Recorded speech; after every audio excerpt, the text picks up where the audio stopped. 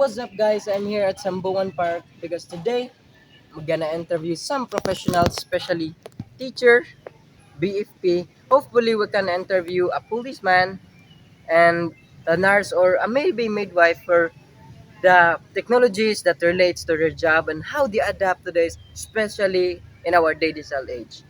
Giving them, is it giving them more easier work than before, or difficulties, or how social media affects them? Because today most people are using social medias and application. We will find out if we can interview some of the professionals. So bye bye. I am here in the VFP Sambuan to interview some of the workers here regarding in the technology and the privacy.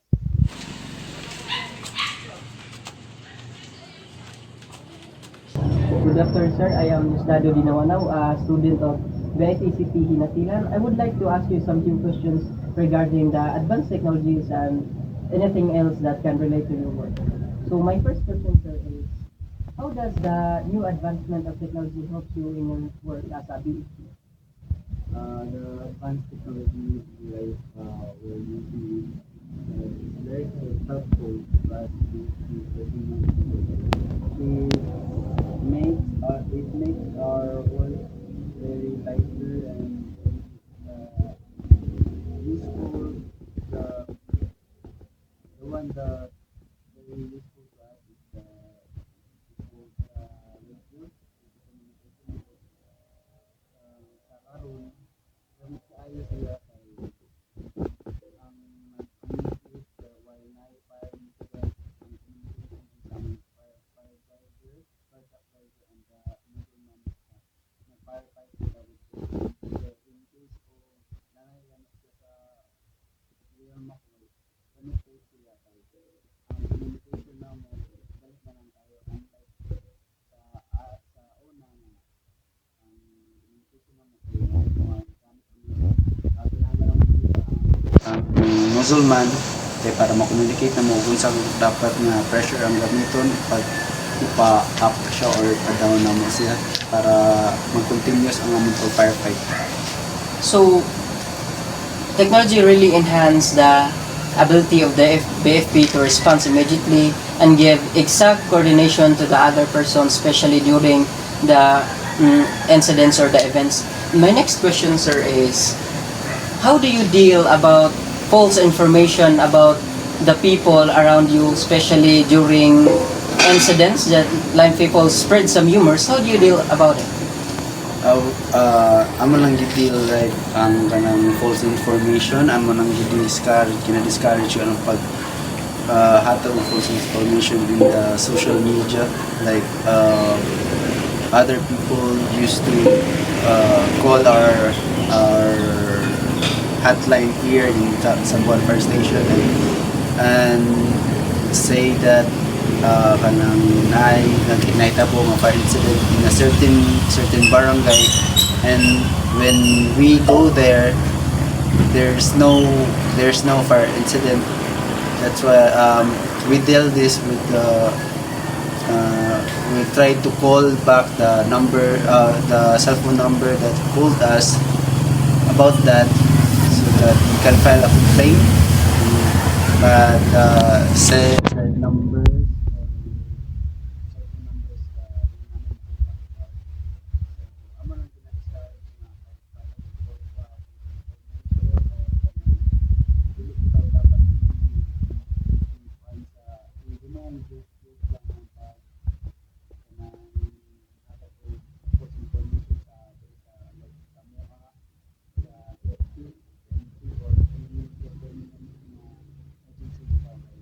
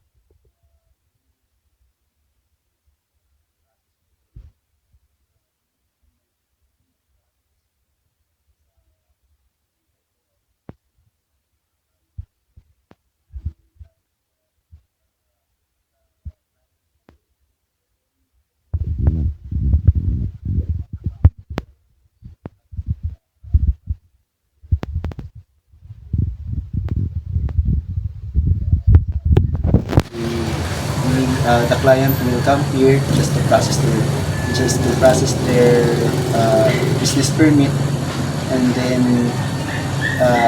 karon less hassle na siya kay mo na naman siya sa online, makabayad na ang patient sa ilahang dapat ibayad diri unta money patuloy karon dili na kay pwede na siya mobayad through GCash lang sa online.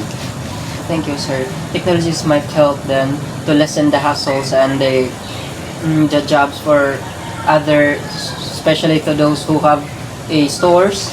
So they just use technologies to process their mga response nila or everything that they can use online instead of coming here to BFP. Thank you so much for your time, sir. I am glad that you share some of your thoughts and insight about your job. Good day, guys. I'm here at Sambuan Elementary School to interview some of the teachers or one teacher to give them the insights about the technologies that are country in a digital age, how they adjust, and how this technology helps them. Ma'am, I'm just studying one of CPU in Matilan, and I would like to ask you about some few questions about the new technology and the digital age that we are in. So my first question, ma'am, is how does the technology affect in your work during these days? Thank you. But first of all, thank you for having me. It's a great opportunity to share my ideas with you. So let's go back again. What's your question, sir? Well, how does the technology affect in your work today during this? Technology, I can say that technology has a great influence, especially use in my kind of work, especially as a teacher. Because we all know in the digital age, our learners are more engaged in technologies. So as a teacher, it is our duty to go or to adjust to what they are needs. So especially now, kids are influenced by the technology. So as a teacher, we use PowerPoints as well as different apps like Canva, Microsoft, in order to share or use or in order for our discussions to be more engaged and to be more productive, so that all of their attentions will, or all of their ideas, there is, you can say, harmonious teaching and learning with the use of technology nowadays. So my next question, ma'am, is how do you still preserve the privacy or the data that you have, especially now we have a threats about hackers or something. How do you adjust to those things? Okay, so especially with the files of my learners, it is very important. So one thing that I did is by installing a virus defender in my laptop. I use that, and each month or each time that it's expired, I review it so that hopefully through that app I can protect the privacy of my learners. And also hopefully I assume that each one of my the people that I met, or if he or she wants to use my laptop, I hope that they know what is the data and privacy, because it is very important, especially to say that na ay mga threats or hacks during this time.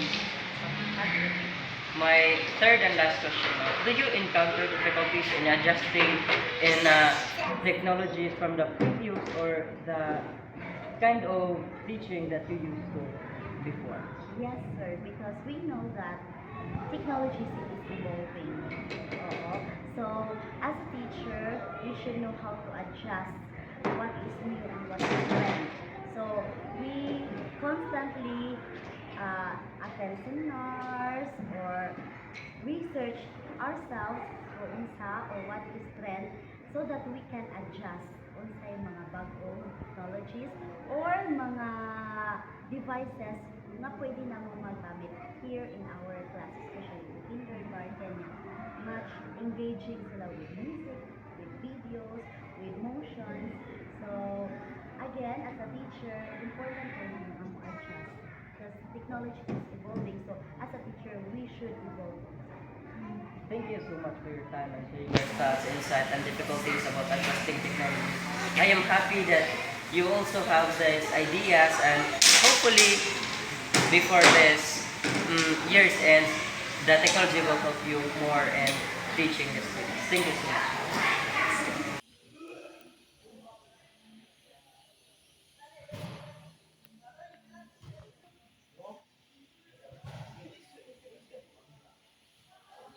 I am here in DRRMO to interview one of their employee there in Sambuan. So I hear Miss Angel to answer some of my questions I'll be asking about the technologies and how it relates to their work, and what are the difficulties and how they adjust their works into technologies, and especially the social media that affects in our society. So my first question is, how does the technology affects in your work, especially today? Well, technology can make our work easier and faster. It can also help us to become more efficient and productive by reducing manual labor and providing real-time data and services to the people in the community. My next question is, Go. my next question is, what are the difficulties or the hassles that you encounter during the adjustments when there is a new technology introduced into your job?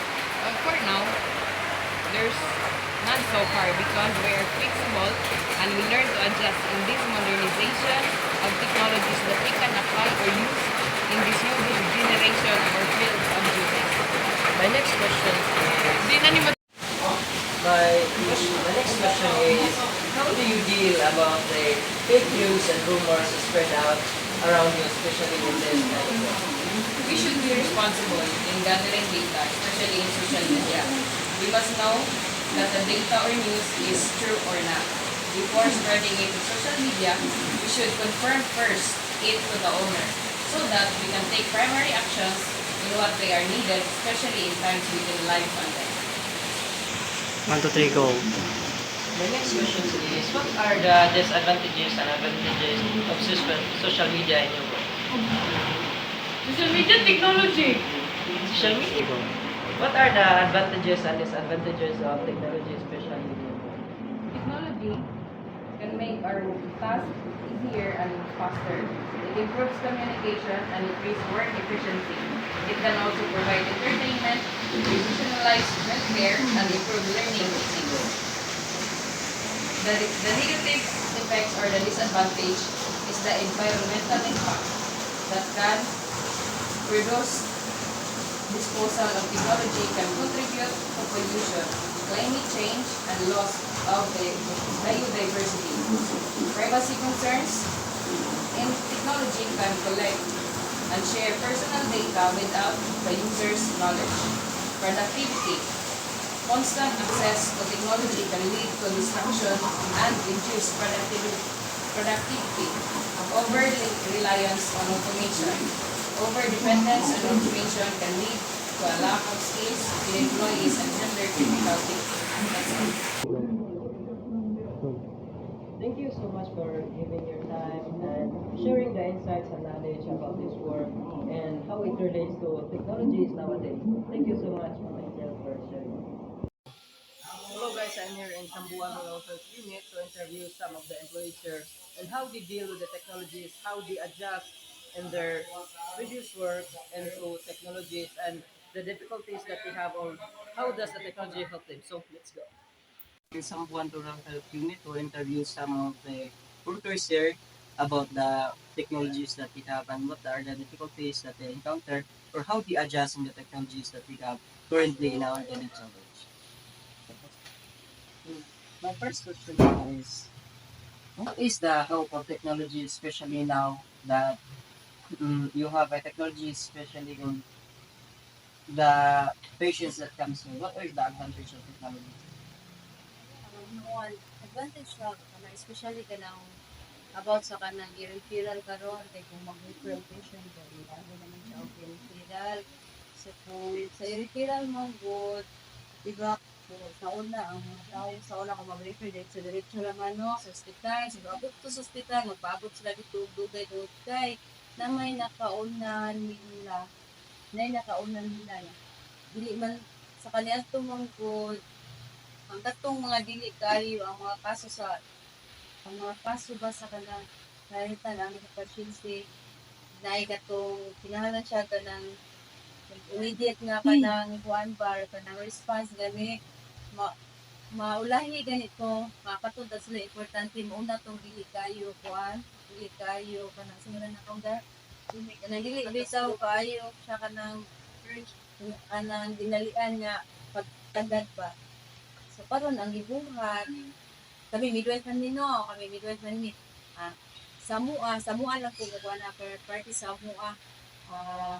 Before na mo mutawag i-refer man na mo ang pasyente no. So pagkuha sa referral, mangutan naman na sila kung sa'y kaso sa mga pasyente. So katong doktor nga nang amo na kontak dito, kontak ko sila sa mga diri, mangutan naman na sila kung sa'y kaso sa mga pasyente nga amo gi-refer. So kung pananglitan, gatong amo ang gi-refer na mo, kailangan siya nga ipadali. So ngayon na sa idali, iparanda yun. So kung hindi kayo, mura daw nag-inaman ko na sila dito, by number ba, i-viewing o kaya sa ito, bisa tong mas kinahanglan dyan ba nga immediate nga kanang care ganyan nila. So, ngayon sa ayaw lang sa ipalarga. So, naas na ito. Dako dyan siya kayo o kanang tapang ba. Ang trabaho ganyan, mga kuhan, mga sarapsay ba ang pagkuhan ba sa trabaho. Do you encounter difficulties during the adjustments of technologies and Una the mag-introduce? sa referral gyapon ko ha sa wala gyapon sa referral manggod ang kana manggod ko nagdugay siya matubag kay diba tubuan man na siya kanang babot man ni o kanang response sa katong amo ang hospital na amo ang tawagon no dugay ka sila makatubag dugay mo na siya ikuan walay makatubag gayon ba. Okay na nindot man siya pero ang disadvantage na daw wala bitay nakatubag dayon sa amuang resent nila kasi manit kami matawag may mga dama kasi magpatapag sa dewis kung ikaw wag na dugay po tayo tubag niya. Does the social media nowadays helps you in enhancing your job? Social media. Kanang naay advantage ako disadvantage. More on disadvantage ang dakong sa social media kay taka-taka manggod na uban og comment dila kabalo ba wala kabalo sa tinuod nga sitwasyon taka sila comment. Dako din siya dili tama. So, how do you deal about the false information that spreads around you, especially when you're working here in a rural clinic? Kung gikinahanglan nila ang mo ang kuan explanation kay mo explain na nila. Pero kung hindi kinahanglan dito yung explain, ilisod man na kuan, ilisod man na nimo tubagon kung kuan kay makapost mo siya o kung wala siya magpistaan ba ang sayo kay mo reply ka dito sa i-post lahi ka dito kung diri kay mo-explainan man namo. Thank you so much, ma'am, for your time and giving the insight, thoughts, and the knowledge about the technologies and how you adjust from your previous work or the work that you used to into the technology, especially in our digital work. Thank you so much, ma'am. So what's up, guys? I am back, and finally we are done interviewing some of the professionals here in Sambuan, and we have interviewed BFP, midwife, teachers, saver.